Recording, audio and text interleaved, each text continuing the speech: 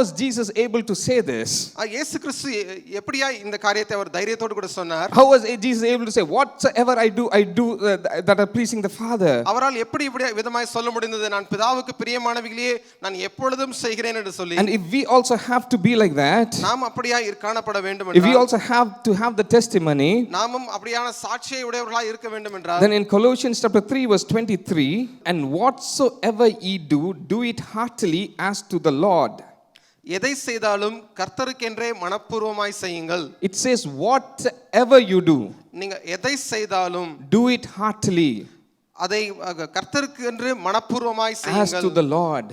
கர்த்தருக்கென்றே மனப்பூர்வமாய் செய்யுங்கள். So when Jesus did anything, ஆகவே இயேசு கிறிஸ்து எதை செய்தால் he did it as unto the Father. அவர் பிதாவுக்கென்று அவர் மனப்பூர்வமாய் அவர் செய்தார். And here Paul is saying to the same Colossians church, ஆகவே பவுல் இந்த இடத்திலே அதே கொலோசை சபைக்கு அவர் எழுதுகிறார், and for whom he had prayed, you have to go into all pleasing. யாருக்காக அவர் இந்த விதமாய் எழுதினாரோ அந்த சபைக்கு எழுதுகிறார். And to the same church, அதே சபைக்கு in 3 verse 23 he is saying whatever you do, அதே சபைக்கு எழுதுகிறார், எதை செய்தாலும், whether you travel, நீங்கள் பயணம் செய்தாலும், whether you cook, நீங்கள் சமைத்து கொண்டிருந்தாலும், whatever you do, நீங்கள் என்ன செய்து you கொண்டிருந்தாலும் have to do it as unto the Lord. கர்த்தருக்கென்று அதை மனப்பூர்வமாய் செய்ய வேண்டும். And there are some people, sometimes when we walk with the Lord, we do not know what is pleasing the Lord. நாம் கர்த்தரோடு கூட நடக்கும் பொழுது சில வேளை நாம் கர்த்தருக்கு பிரியமானது என்னதென்று சொல்லி அறியாமல் நாம் நடக்கின்றோம்.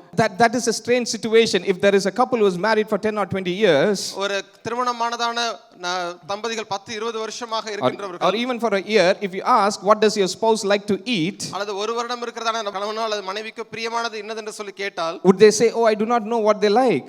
அவர்களுக்கு பிரியமானது என்னதென்று எனக்கு தெரியாது என்று சொல்லி சொன்னால், Is that a practical scenario? இப்படிதான நிலைமை காணப்படக்கூடுமோ?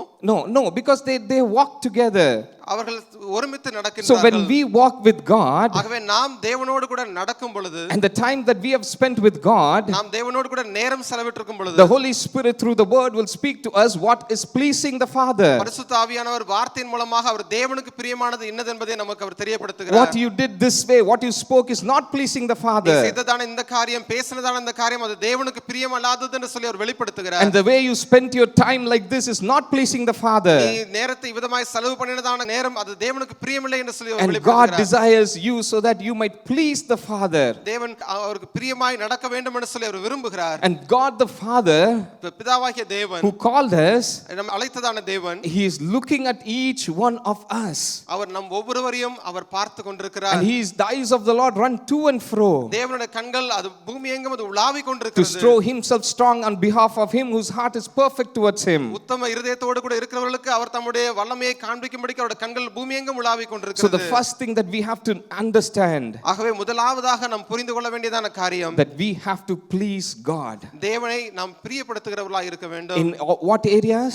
என்னென்ன காரியங்களிலே? In all areas. எல்லா வாழ்க்கையின் பகுதிகளிலே, Pleasing the Lord in all things. எல்லா காரியத்திலேயும் நாம் தேவனுக்கு Our பிரியமாய் நடக்க walk வேண்டும். has to please the Lord. நம்முடைய நடத்தை அது தேவனுக்கு பிரியமுள்ளதாக காணப்பட வேண்டும்.